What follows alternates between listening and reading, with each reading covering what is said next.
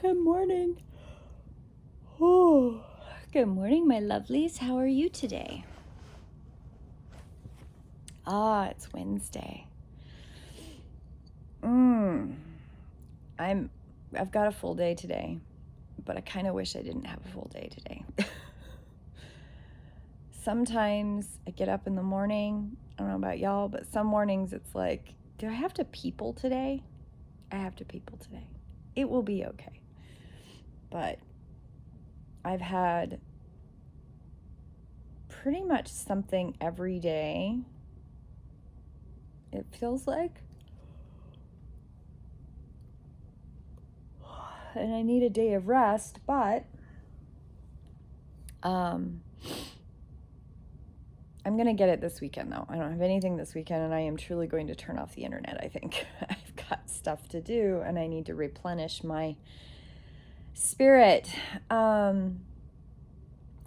which is fun because today's card is Follow Your Own Rhythm. Isn't that a beautiful card? Follow your own rhythm. I love how her arms are moving. Reminds me of belly dance.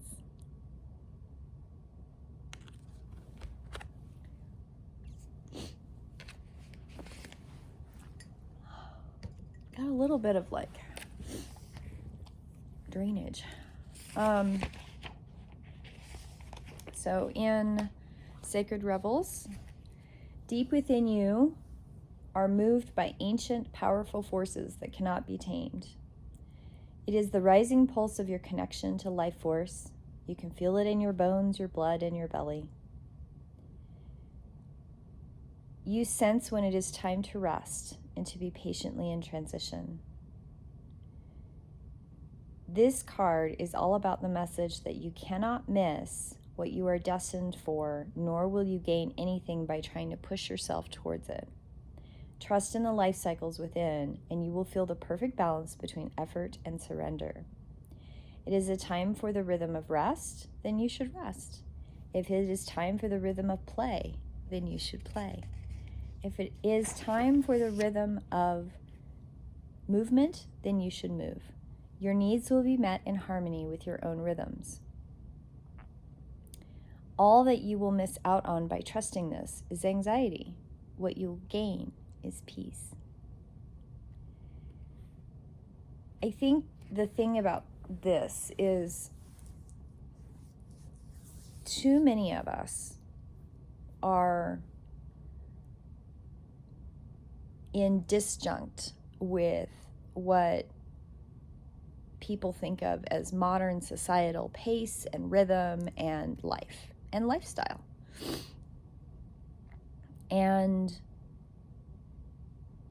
when you can't follow your natural rhythms and you force yourself to do things that your natural rhythms can't keep pace with, what happens is your body starts to break down. Your body connection and your body's health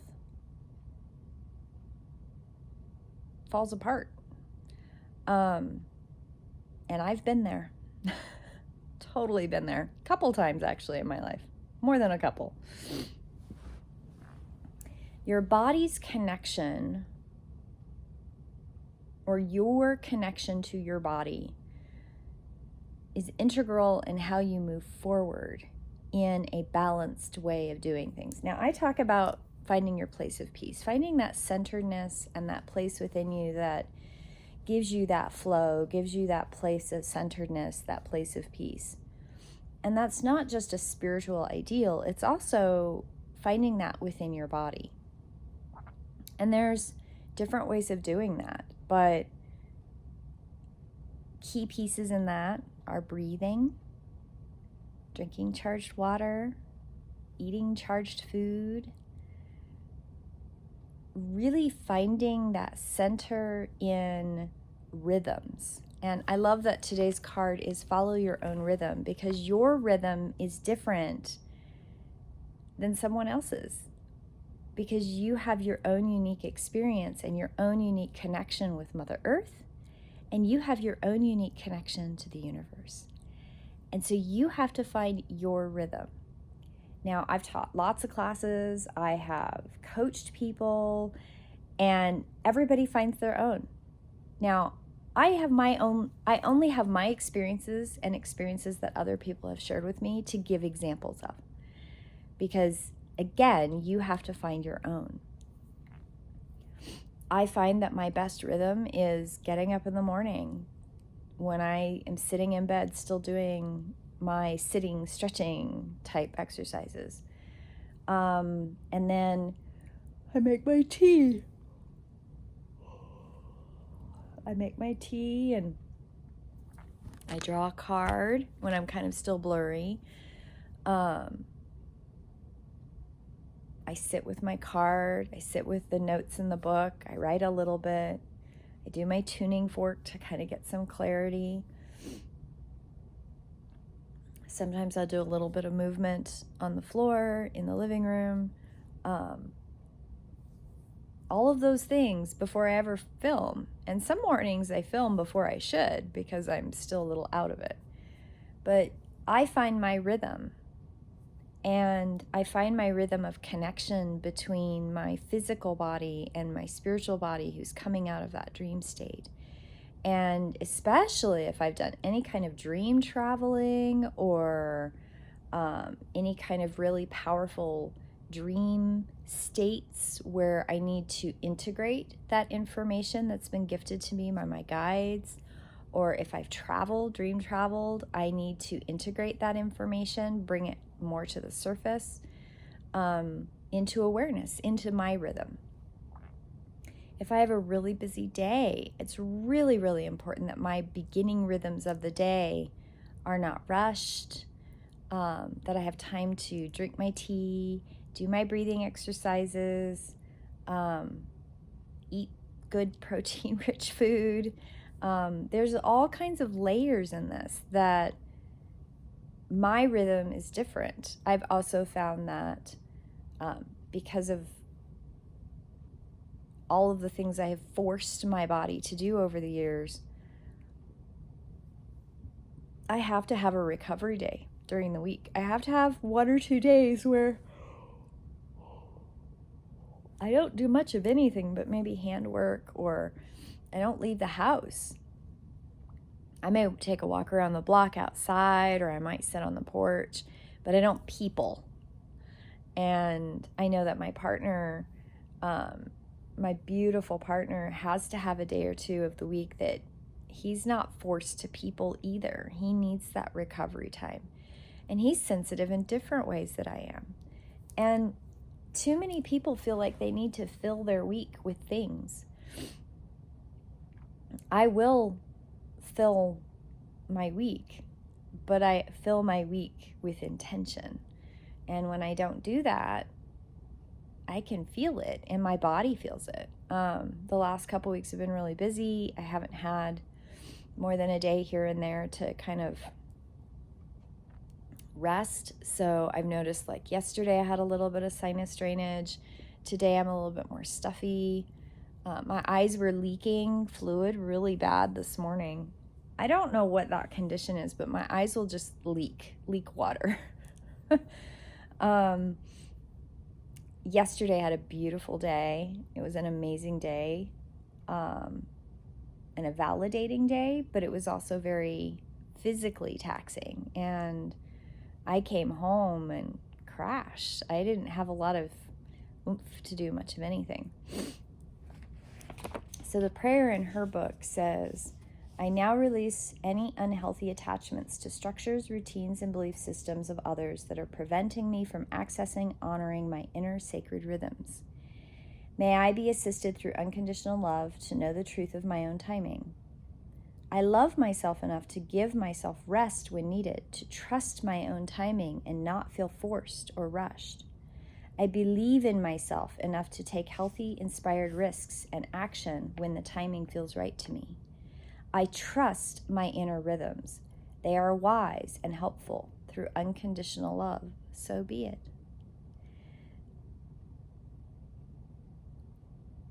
I really like that because it reinforces that you're finding your rhythm not because it's expected, but because you love yourself enough to take care of yourself to be able to do other things.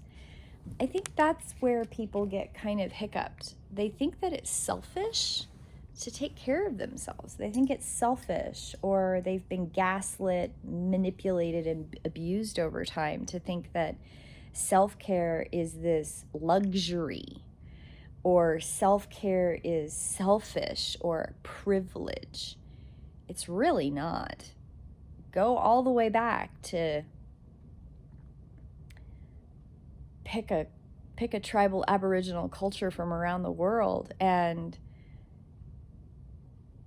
there's a lot of self-care built into the culture. There's a lot of self-care built into the structures of how people harmonize with the earth. You know, one of the things that when I've studied a lot of history because I love history. History teaches us so much about the human nature and rhythms and cycles of how humans do things. And one of the things that came to my awareness many, many years ago is before the Protestant Reformation. One of the things that, and I will not say that the Catholic Church is a great thing. I will not say that any church is a great thing. Pick a church and you will find faults with it.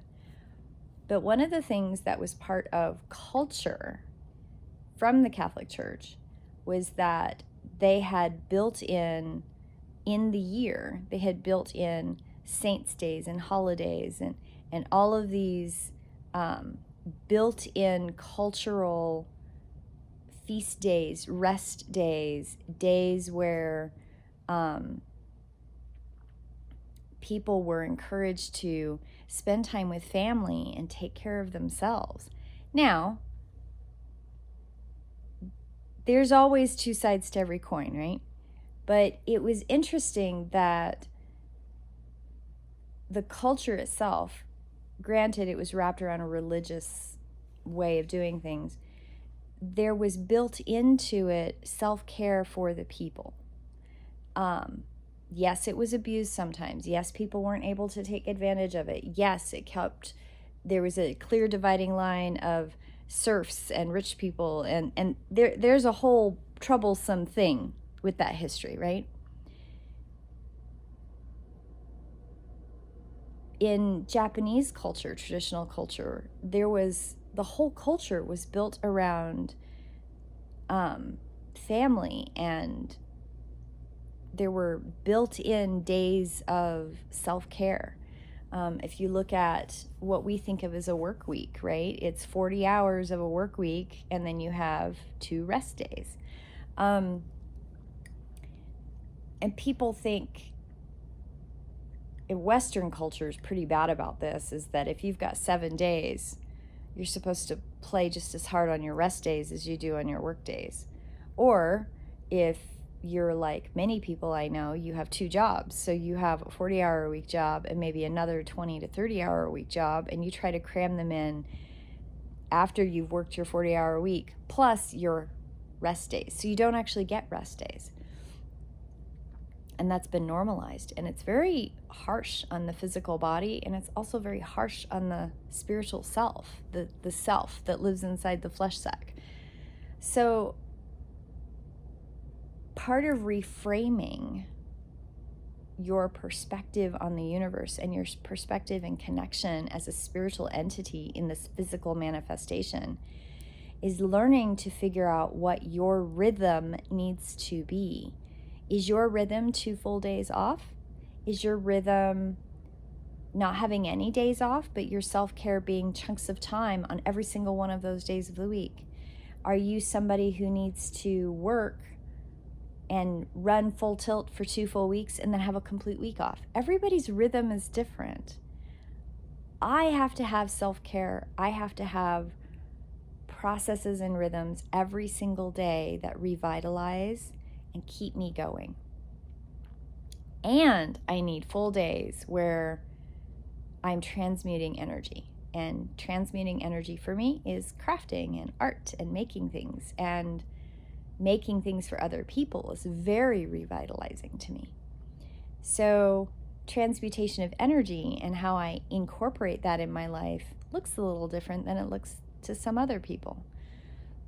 Any of my energy sensitives out there, any of you, you have to be transmuting energy, or you are getting overwhelmed, tired, overstimulated, and you will eventually have a breakdown in the process. That's just how energy sensitivity works.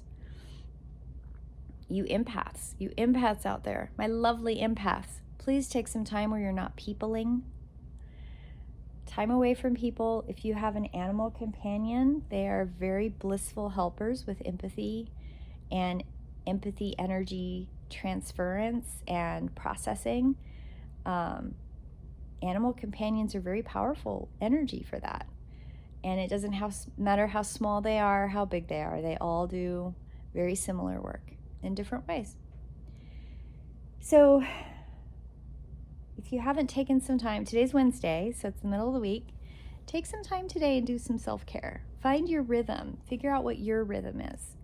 Find out what helps you find that place of peace in your center. We all need to find that. It's important. It's important for who you are as a whole being. Have a blessed day, my friends, and I will see you tomorrow in prayer. Blessed be.